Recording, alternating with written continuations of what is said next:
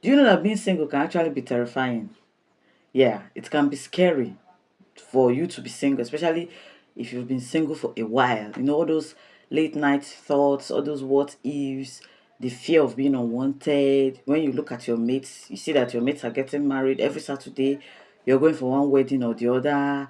You're always thinking, hey, hope it's not too late. You know all those fear that surround singleness. I want to tell you that you're not the only one that have that fear. A lot of single people have that fear.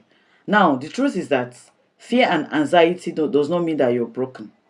Fear and anxiety doesn't mean that something is wrong with you. It is a normal human reaction.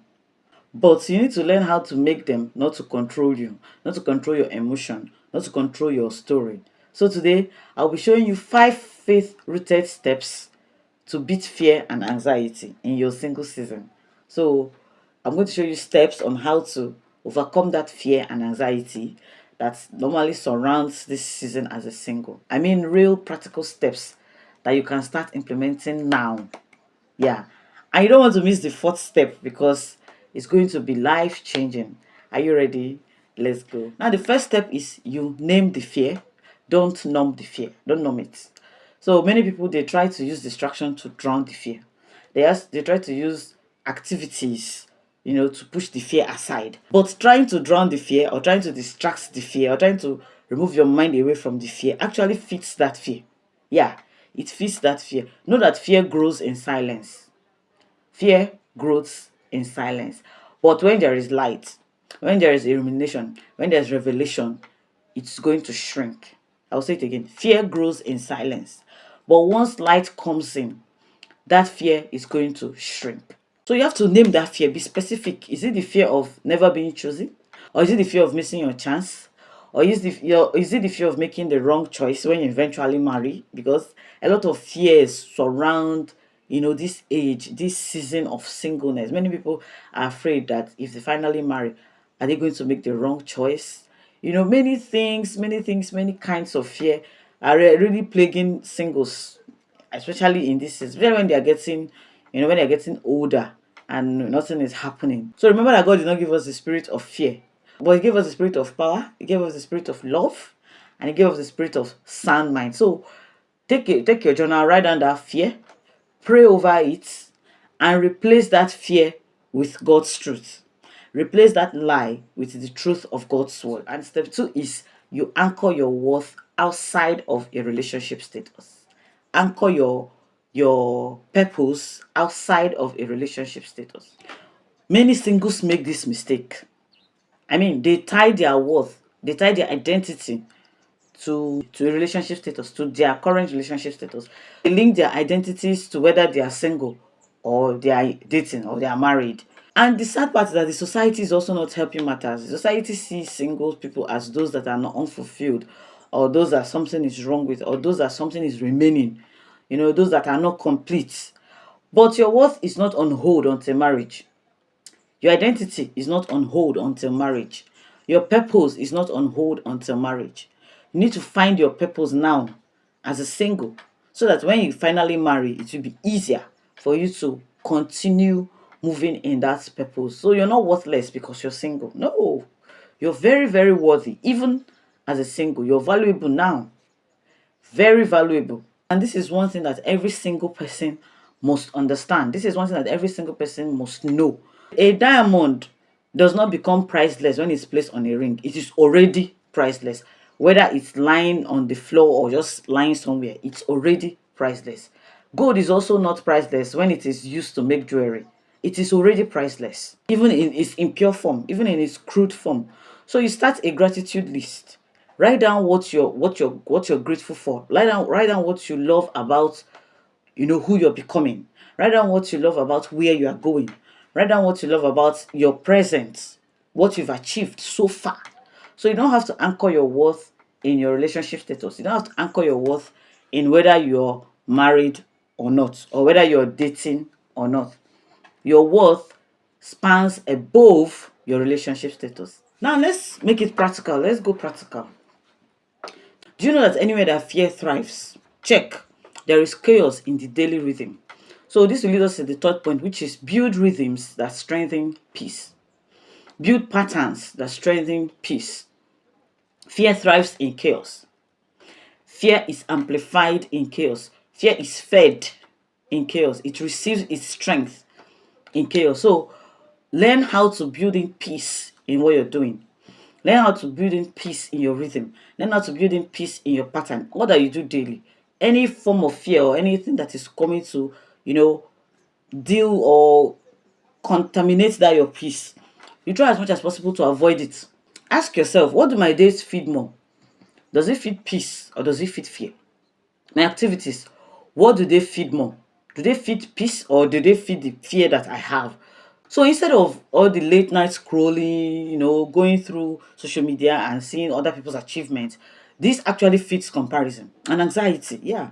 So instead of, engaging in such activities that will feed comparison and anxiety, you try a simple rhythm. Morning scriptures, affirmations, you can journal, you can move around, exercise, take a walk, volunteer. You can take prayer walks. You can just go out and stroll in the evening where everywhere is cool. Remember that anxiety feeds on noise. Anxiety feeds on unnecessary activities. Anxiety feeds on distractions. But peace feeds on stillness. So when you're taking those walks, when you're quiet in yourself, you're calm in yourself, that journaling, when you journal, you're actually peaceful, you're actually still. You're feeding that peace. You're already building rhythm. These are rhythms that strengthen peace. So instead of doing things that is going to feed comparison and anxiety, try as much as possible to switch or change and start doing things that is going to feed your peace. Start doing things that is going to amplify your peace. But what if this noise I talked about now is inside your head? It's not outside now. What are we going to do about it? So this leads us to the fourth step, which is going to change everything. And the first step is you shift from what if to even if. Shift from what if to even if. Fear loves those whisper of doubts. Fear loves those whisper of what if I never get married? What if I never have children? What if I fail? What if I end up alone? That is the kind of things that fear feeds on. But faith says, even if things don't go my way, even if things don't happen the way I want them to happen, God is still good and I'll still be okay. That is the difference between fear and faith. Remember that Daniel's friends, the three Hebrew boys, they told Nebuchadnezzar, even if God doesn't deliver us, we will not bow down. And God came through for them. Yeah, God came through. So they stood in their faith. They knew that even if it didn't go out the way we assume or the way we plan, we are still not going to succumb. So I challenge you today, take one of your what ifs today and rewrite it as an even if. Place it where you'll be seeing it. And watch how that weight lifts. Watch how that anxiety and that fear lifts. The beauty of this step is that you don't have to do it alone. Yeah, you have to do it with others. And this is going to lead me to my final step. And the final step is you find strength in community. If you've been with me on this channel, you know I always talk about community. I don't joke with community. So you find strength in community. Remember that fear multiplies when you are alone. Yeah, when you're alone, you have that tendency of thinking all those, not these what if thoughts. But when you're with people, when you're people that have your interest at heart, when you're with people that can hold you when you're trying to fall, when you're with people that either they've had those fears and they've overcome, or they are presently having it, you're going to go a long way on helping you to deal with that fear. So you need to have a godly friend. You need to have a mentor, even if it's a small group of like-minded people that have the same struggle, that now have a mentor, surrounding them or helping them. That is okay, because isolation exaggerates fear, but community brings perspective. When you're alone, that fear will look so big, but when you're with people, you see that fear will be very small. That is one thing with community. And you have to be very careful of the community you're choosing, because not every community will build you up. Some will actually keep you stuck. Some will actually make you feel worse than you were before you came. So it's very necessary for you to choose your community wisely. Choose the people that you associate with wisely. Speaking of community, I run one for single ladies, and I'm going to put the link in the description box, so do well to check it there. In conclusion, being single does not mean being stuck. Being single does not mean that something is wrong with you. It is a season for you to grow. It is not a punishment, rather, it is preparation. It is easy for you to prepare. It's easy for you to get ready for the next phase of your life. So if fear and anxiety have been loud in your life, if fear and anxiety have been crippling you, if fear and anxiety have been holding you down, try any of the 5 steps I mentioned this week and come back and tell me what shifted in your life. Just come back to the comment section and say, this is what shifted in my life after trying the first step or the second step or the third step. So let's talk in the comments. Which of the what ifs fear always hits you anytime you remember it? Which of the fear hits you hardest anytime you remember it? Drop it in the comment section and I will pray over them this week. And don't keep this to yourself. Don't keep this video to yourself. Don't keep this information to yourself.